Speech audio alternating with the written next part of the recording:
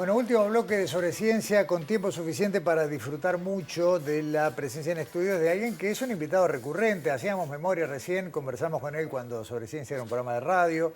Conversamos con él a través de Zoom, por ejemplo, el año pasado, cuando estaba recorriendo los pasos de nada menos que de Einstein durante su visita a la República Argentina. Y hoy venimos a hablar de lo que para Einstein fue un dolor de cabeza, que es la mecánica cuántica, pero ya habrá tiempo para entrar en eso. José de Stein, muchas gracias por estar acá nuevamente. Muchas gracias, Gustavo, un placer. Un enorme. gusto también para mí y siempre estamos, bueno, monitoreando cuando venís para el sur para ver si tenemos esta chance. La última vez, como decía, hablamos de Einstein, hablamos de lo que era el centenario de la visita a Einstein y en aquel momento repasamos un libro de ustedes anterior, también escrito como del que vamos a hablar ahora, con Andrés Gomberov en coautoría, Sí. que en aquel momento era una mezcla de divulgación científica y reseña biográfica, ¿no? O aprovechando la vida de Einstein y recorriendo los caminos científicos. Y debo reconocer que fue la primera vez que pude decir, bueno, entendí un montón. Bueno, muchas gracias. Ese libro fue escrito antes de la pandemia, ¿no? Sí, ese libro se publicó en noviembre del 17 Claro. en Chile y en el principio del 18 estaba en todos lados. Pues Gomberov es chileno, hay que decirlo. Gomberov Sí. es chileno. O sea, y vos sos argentino, también hay Soy que argentino, decirlo. Sí, vivo en España. O sea que, radicado en La Coruña, básicamente. Bueno, Santiago de Compostela, que es la Santiago. provincia de La Coruña. Ahí está, perfecto. ¿Cuánto hace que estás en España? Y llevo 21 años Claro. ahora. O sea, a ver, mi vida es que no estuve mucho tiempo en ningún lado, salvo ahora, que desde hace 21 años que me fui ya por última vez. Me fui de Argentina varias veces, pero la última fue hace 21 años, pero había estado 3 antes, y entonces, bueno, una buena parte de la vida ahí. Ahora, José, vos te fuiste como investigador, como físico. ¿En qué momento aparece la idea de usar los conocimientos para tratar de mejorar la comprensión de nosotros, los civiles de a pie? Mira, voy a ser franco y en realidad es un poco más egoísta que eso, porque no es que, por supuesto está muy bien si uno ayuda a incrementar los conocimientos de la gente de a pie, pero la motivación mía no es esa, es una motivación más egoísta que es la del deseo de escribir. Digamos, yo siempre quise ser escritor. En su momento estuve a punto de tomar ese camino, tomé el de la física, estoy muy contento de haberlo hecho y luego de repente me di cuenta que la física y ser de alguna manera un especialista, además en un campo como la física teórica que me obliga a tener una comprensión razonable de un poco de todas las teorías al menos, me permitía contar historias utilizando como material sensible o como material la física. Entonces, esa fue la motivación. Luego, por supuesto, que cuando cuando el libro es leído, las conferencias uno se encuentra con la gente, la satisfacción enorme el agradecimiento que uno encuentra en la gente va haciendo que sí pasa a ser algo importante. Algo que al principio era una abstracción. Yo no sabía si alguien me iba a leer. Claro. Hay un libro del cual vamos a hablar apenas lateralmente hoy, que es tu primer libro en solitario, que está empezando a ser distribuido y bueno, ojalá que llegue a Uruguay pronto. ¿13 maneras de mirar el cielo? Sí, 13 maneras de mirar el cielo. ¿Y de qué va? Bueno, el libro que además salió con 2 meses de diferencia con el que vamos a hablar hoy, que es algo muy raro, no es que yo escriba un libro cada 2 meses, sino que ese libro tuvo un largo recorrido en editoriales hasta que finalmente se optó por Bueno, yo también decidí con una editorial concreta confiar y sacarlo. Bueno, son 13 historias que tienen el cielo como denominador común. Algunas son muy obviamente lo que la gente quizás imagine, que son miradas del cielo, astronómicas, por así decirlo. Pero luego hay otras que son más, entran en un terreno más, llamémoslo filosófico, que es también preguntarme en voz alta qué es mirar el cielo, qué nos dice de nosotros cuando miramos el cielo. Notar, por ejemplo, hay un capítulo dedicado a Neil Armstrong, tuve un intercambio epistolar con él muy curioso, porque él vio la Tierra en el cielo, entonces darse cuenta de que la Tierra está en el cielo en todos los astros menos en uno, es una forma muy potente de salir del centro del universo, como muchos siglos creímos que estábamos. Luego también hay un capítulo final dedicado, se llama Materia y Lenguaje, en el que reflexiono sobre lo curioso del hecho de que la materia nace en el origen del universo. Cuanto más lejos yo mire, más al pasado estoy observando, por lo tanto, de alguna manera el nacimiento de la materia está ahí lejos y el nacimiento del lenguaje está aquí, ¿no? Somos nosotros. Entonces hay un encuentro de materia y lenguaje en algún punto intermedio, presumiblemente, y hay una reflexión sobre eso. Bueno, hay pensamientos que he tenido a lo largo de la vida sobre. Pero ¿qué es lo que sucede? Y capaz que ahí sí voy arrimándome a este libro.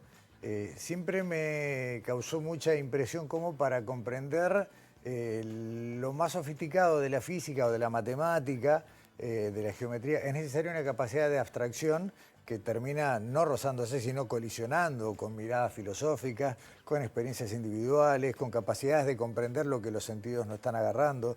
Y creo que va por ahí lo que estás diciendo también, ¿no? Bueno, un poco de eso. La física del siglo XX se aparta muchísimo de toda la física anterior en dos direcciones, la de lo muy pequeño y la de lo muy grande. Y lo muy pequeño es invisible para nuestro ojo y entonces requiere imaginar y abstraerse. Y lo muy grande también, porque uno cuando va a escalas excesivamente enormes, perdés completamente referencia e intuición de lo que está ocurriendo. Entonces, sí, la física del siglo XX y XXI es una física muy centrada en la abstracción.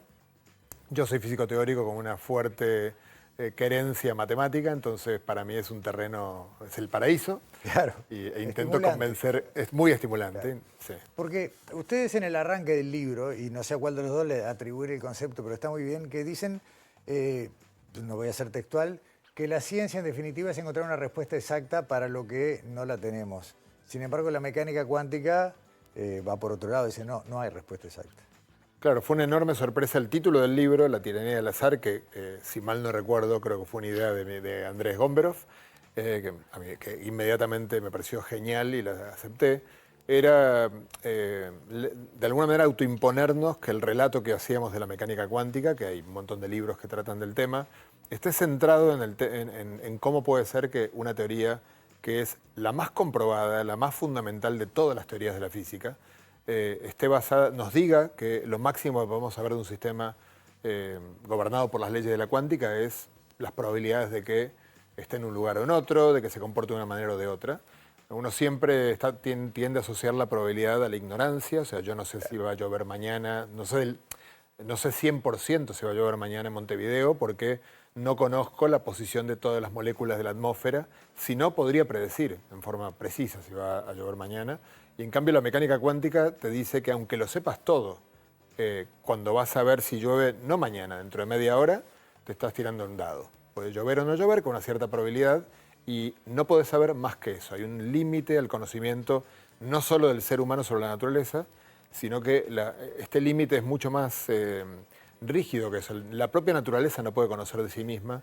O sea, si a vos se te ocurre alguna idea en la cual algún fenómeno, logrando transgredir esa barrera del conocimiento, podría ocurrir, automáticamente la cuántica te dice que eso no va a ocurrir, porque no hay ningún fenómeno físico que pueda conocer la naturaleza mejor que a nivel probabilístico. Estamos hablando de lo que fue, vos dijiste recién al pasar, tal vez la teoría más probada. Sí, totalmente. Bueno, toda la tecnología que media entre nosotros dos y el espectador es básicamente, tiene transistores como mínimo en el medio, y los transistores son millones de circuitos semiconductores que utilizan leyes de la mecánica cuántica para funcionar. Voy a volver sobre eso dentro de un rato, pero corregime si estoy exagerando, pero me animo a pensar que durante un medio siglo más o menos fue un campo de batalla. Y lo sigue siendo. Lo ¿Sí? sigue siendo, absolutamente. A ver, lo sigue siendo Hay dos cosas que podría decirte sobre esto, voy a tratar de ser rápido. Una es que el grueso de la comunidad, no me acuerdo quién fue el que dijo, respondiendo a este debate que es eterno y probablemente sea eterno para hacia el futuro, dijo en inglés, shut up and calculate, ¿no? Basta de discusiones, pues es como una discusión que uno tiene la sospecha de que nunca se va a terminar de aclarar. ¿Cuál? La discusión básicamente de cómo puede ser que nosotros estemos hechos de esa materia. Estamos hechos de átomos, ¿cómo puede ser que los átomos sean probabilísticos y nosotros no? No en el sentido de que, no sé, yo estoy sentado acá frente a vos al 100%. Y aunque vos no me estuvieras mirando, aunque cerraras los ojos y luego los vas a abrir y al 100% sabes que voy a seguir acá. En el mundo cuántico no pasa eso. Entonces la pregunta es cómo, una pregunta que sigue sin ser respondida del todo. Hay ideas, hay respuestas, hay gente que se conforma con las respuestas que hay, yo no soy una de ellas. Bueno, eso, ¿cómo puede ser que yo esté hecho de algo que se comporta tan radicalmente diferente a mí? Y hay otro concepto que también a veces linda con lo irracional, que es que el observador termina determinando, o sea, demuele esa probabilidad y la presencia del observador es el que cambia el sistema. Exactamente, en las leyes de la mecánica cuántica, digamos, ortodoxas, las que uno aprende en la universidad y uno aplica y en las que estamos seguros de que funcionan bien y toda la tecnología se basa en estas leyes, es necesario en algún momento establecer una diferencia entre el sistema cuántico y el observador. Tiene que ver con lo que te decía recién, pero es que el observador está hecho de átomos, entonces ¿por qué no invierto los papeles? ¿Por qué no digo que el átomo está observando, el gato de Schrödinger está observando a Schrödinger? Bueno, básicamente, a ver, la respuesta de todos es porque cuando uno acumula suficiente cantidad de átomos o moléculas, digamos, un átomo o una molécula se comporta con la ley de la cuántica, 10 también, 100, y ya cuando vas por 1.000.000 ya empieza a comportarse clásicamente. Hay una especie de cancelación de efectos cuánticos que hace que ya no los puedas ver prácticamente, salvo en condiciones muy, muy específicas. Esa es la explicación que yo creo que estamos de acuerdo todos. Ahora, hay gente que dice que las propias leyes de la mecánica cuántica, quitando el axioma del observador, el axioma del observador es lo que dijiste vos. Cuando un observador, un detector, observa un sistema, lo determina. Y hasta antes de observar no estaba determinado. Hay mucha gente que tiene incomodidad, lo entiendo, yo también, con ese axioma, y lo que dicen, no, eso no está pasando, sino que dentro de las propias leyes de la mecánica cuántica, el detector o el observador rápidamente adquiere una probabilidad del 100% en uno de los posibles resultados por un fenómeno que la propia cuántica explica, que se llama decoherencia. Hay gente trabajando en eso, hay gente muy importante que ha hecho avances en esa idea. Te diría que si tuvieras acá 100 personas trabajando en física cuántica, quizás 99 te dan esto como buena respuesta. Hay una alta probabilidad. Sí, una alta probabilidad de que te den como buena respuesta. Claro. Yo no Hoy comentaba, estuve en otra entrevista y hablábamos de un debate que Lucía Ami había presenciado de 2 premios Nobel, Serge Haroche y Alan Aspect. Y yo conozco lo que piensan los dos más o menos y bueno, y efectivamente Haroche, por ejemplo, defendería esto que te acabo de decir. Aspect, que es uno de los físicos más importantes, él demostró que Dios juega a los dados en forma categórica, por decirlo coloquialmente. Aspect tiene una mirada parecida a la que tengo yo y es que, a ver, la ciencia es un andamiaje de herramientas para describir la naturaleza. No es la naturaleza directamente. Claro. Es un poco el separar el mapa del territorio, ¿no? Que yo creo que me parece que nos estamos pasando un poquitito al tratar de que todo cierre y yo creo que no va a cerrar todo. Siempre va a haber un fleco abierto. Es un poco, bueno, vos usaste la frase, ¿no? En esa discusión de la primera mitad del siglo XX, donde el propio Einstein, a quien volvemos a traer a esta nota, para decir que había algo que no estaba siendo explicado, él dijo esa frase, ¿no? Dios no juega a los dados. En algún momento vamos a descubrir estas leyes que hoy estamos cubriendo con las probabilidades. Exactamente. Cosa que claramente no pasó. No solo no pasó, sino que además en 2022 se dio un premio Nobel a 3 investigadores, entre ellos Alan Aspect, el francés Alain Aspect, justamente por demostrar en forma categórica que no ocurre lo que Einstein decía. Se lo suele llamar variables ocultas, y es exactamente lo que acabas de decir vos, que es que yo veo probabilidades, pero en realidad si tuviera acceso a la última información, me daría cuenta que en realidad no había probabilidades. Simplemente las probabilidades eran mi ignorancia, nuevamente. Bueno, aunque parezca increíble, pues si uno lo piensa un poco, uno diría, ¿cómo hago para demostrar que eso no es así? O sea, yo tiro una moneda cuántica, sale cara. Y la mecánica cuántica me dice que antes de mirarla no estaba definida. ¿Y cómo sé? Porque digo, antes de mirarla, que miro antes, pero si miro ya lo Ya la definiste. Hay una manera muy ingeniosa que básicamente descubrió un físico norirlandés que se llama John Stewart Bell, que te permite hacer un experimento en el cual puedes discriminar con claridad si antes estaba definido o no la naturaleza, y categóricamente la respuesta es que no. Sabemos que nuestro instinto falla. O sea, nuestro instinto ese de buscar una explicación, hoy no sé cómo se explica, pero tarde o temprano lo vamos a descubrir, está científicamente demostrado de que no es así. Ahora, ¿cómo hacemos para domesticar eso? Vos hablabas recién de determinadas aplicaciones. Si algo sabemos probablemente que sea de una manera, pero probablemente sea de otra, ¿cómo construimos todo el conocimiento que tenemos y las aplicaciones. Y después te voy a hacer otra pregunta, pero ya la dejo hecha para no olvidarme. Creo que al día de hoy la cuántica nos es más útil que todo el bagaje teórico que nos dejó Einstein. En cuanto a aplicación, Bueno, a lo sí. cotidiano, ¿no? A la Sí, vida sí. diaria, ¿no?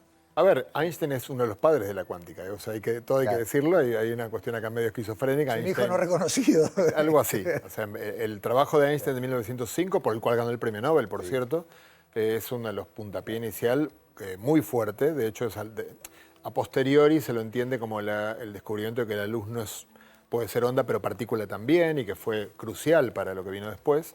Solo que en 1926, hace justo 100 años, el 27 de junio se van a cumplir 100 años, Max Born envió un trabajo a publicar en el que dejó a todo el mundo muy sorprendido porque había una confusión desde el 25 en el cual Heisenberg formuló un modelo del átomo muy raro, muy abstracto, en el cual la posición de un electrón no existía y eso parecía muy extraño. Bueno, en el 26 Max Born se da cuenta y postula que en realidad lo que pasaba era que lo que describía Heisenberg o Schrödinger unos meses más tarde era algo que la única información que tiene es la probabilidad de encontrar el electrón en un sitio o en otro.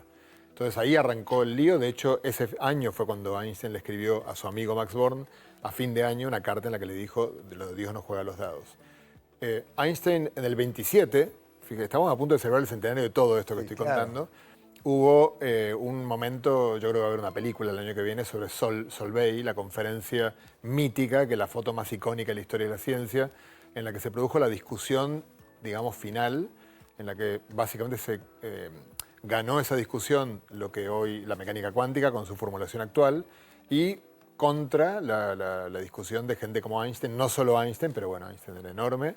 De hecho, Einstein formula una objeción en esa conferencia. Él no quería ni ir a la conferencia porque sabía que le iban a dar por todos lados y él es como que prefería ni debatir. No pudo negarse y en su conferencia planteó una objeción que es muy interesante porque es la misma de algún modo que 8 años más tarde lo lleva a un trabajo que es de los más importantes, increíblemente, de su carrera, a pesar de que está equivocado en cierto sentido. Él lo que dice es, si fuera cierto lo que ustedes me están diciendo, entonces sería posible tener dos partículas que se alejan y que están una en una galaxia, la otra en otra galaxia, y que indefinidas, y cuando yo observo una, defino la otra, instantáneamente. Pero nada puede ir más rápido que la luz, por lo tanto es completamente absurdo, la cuántica tiene que estar mal. Bueno, llevó 50 años confirmar que el argumento de Einstein es incorrecto en el sentido de que no se viola la relatividad y sí que ocurre que uno puede tener una partícula en una galaxia y otra en otra y que sean la misma partícula, aunque estén separadas espacialmente. Esta propiedad se llama entrelazamiento cuántico y la identificó Einstein como una propiedad para destrozar a la cuántica y terminó siendo la base de las tecnologías cuánticas del siglo XXI. Es impresionante. Abro un micro paréntesis porque buena base de todo esto tiene que ver con el argumento de la famosa novela, serie y demás del problema de los tres cuerpos, donde está muy bien, muy ingeniosamente aplicado. O sea, siempre me fascina cómo la ficción o la ciencia ficción se basa en conocimientos de punta, en conocimientos que a veces no son ajenos y cómo el día de mañana, todo, si el escritor es bueno y es instruido, todo forma parte de un relato que deja de ser ficción a veces, ¿no? José, voy a volver 5 pasos para atrás, porque hablamos de la definición de Einstein, hablamos de toda esta discusión, pero en definitiva lo que Einstein define es qué es qué es un cuánto. Y te voy a pedir que lo expliques mucho mejor de lo que puedo hacer yo, porque en definitiva acá empieza todo el nombre y el concepto. Sí, había un trabajo anterior de Planck de 1900, pero el de Einstein va un pasito un poco más allá que Planck.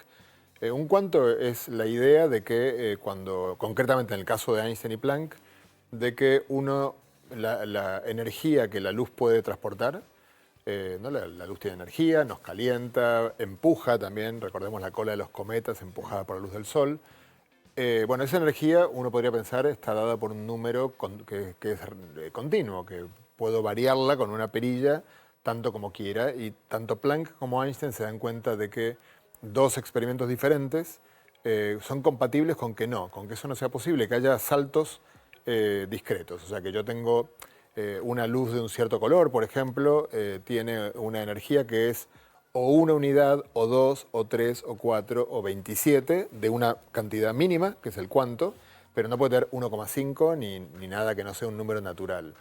Como si la luz transportara energía en paquetes, eso fue algo muy chocante porque se había demostrado en 1803 de manera categórica que la luz es una onda.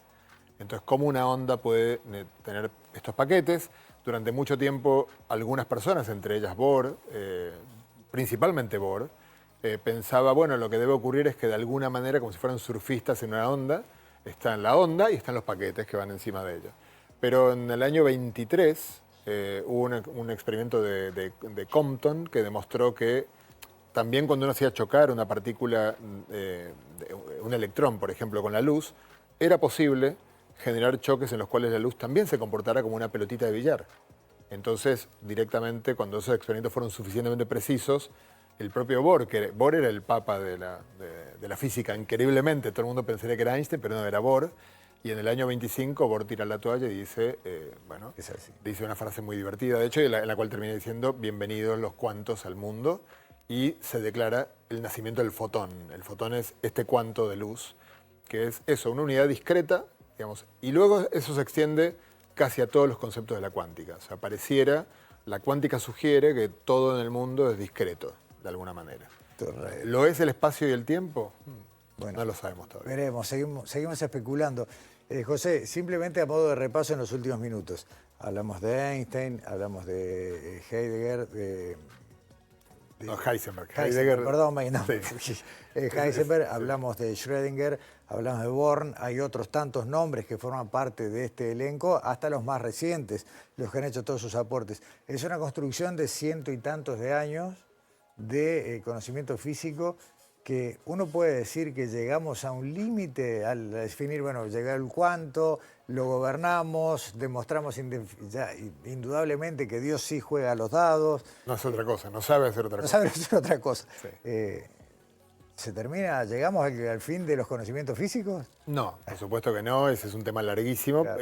Porque además la mecánica cuántica, cuando se pone en contacto con la relatividad, sugiere que tiene que existir algo llamado antimateria. Esto ocurrió en la cabeza de un señor llamado Paul Dirac, que es uno de los grandes, para mí el segundo detrás de Einstein.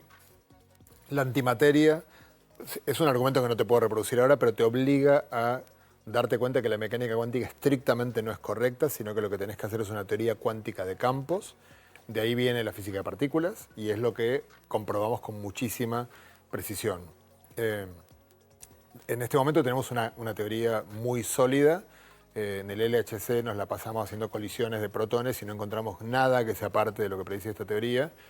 A veces algún indicio de algo que podría apartarse en la cifra sexta o séptima detrás de la coma, pero termina siendo, normalmente cuando se sigue experimentando, se vuelve a portarse bien. Sin embargo, sabemos que en algún punto, yo creo que no existe tal cosa como una teoría final. La experiencia es que cada vez que uno responde una pregunta aparecen más de una. Por lo tanto, el número de preguntas crece más rápido que el de respuestas. Vienen en cuanto las preguntas. Sí. Y se van sofisticando, eso sí. O sea, uno cada vez comprende mucho mejor más aspectos, a grosso modo, del universo. José, vamos a cerrar el final. Hemos hablado más que nada de la tiranía del azar. ¿Se consigue en Montevideo? Se consigue en Uruguay. En Uruguay, perfecto. Quiero entregarte, y ahora lo voy a mostrar, ese es tuyo. Ística Objetos, que siempre se encarga de los souvenirs de Sobreciencia, nos ha traído los nuevos de este año. Voy a mostrar hoy, es un mousepad. No te preocupes. Yo soy torpe. Ahí está. Lo voy a poner acá por si se puede ver. Opa. Son la colección de esta sexta temporada de Sobreciencia. Ya es una colección, es increíble que estemos hablando de un programa de ciencia, pero Ística Objetos se ha portado creativa y maravillosamente bien. A ver, vamos a hacer así. Mira. Vamos a hacer así, capaz que ahí la hacemos un poquito más fácil. A ver, ahí está. Después vamos a ir mostrando, hay tazas y todo esto, ojo, esto no está a la venta, son los souvenirs de quienes nos visitan y les agradecemos muchísimo. Hay que escribir un libro para llevarse el mouse. Ahí está, exactamente, por lo menos. José Destén, una vez más, muchas gracias por venir a Sobreciencia, por estar acá. Bueno, cuando esto salga al aire ya te estás yendo, pero hay que estar atento porque por suerte venís seguido al Río de la Plata. Espero retomar, porque la pandemia cortó radicalmente mis visitas, pero espero retomar. Gracias a vos. Gracias a vos. Cerramos nuestro programa de hoy y volvemos acá a TV Ciudad la semana que viene. Muchas gracias.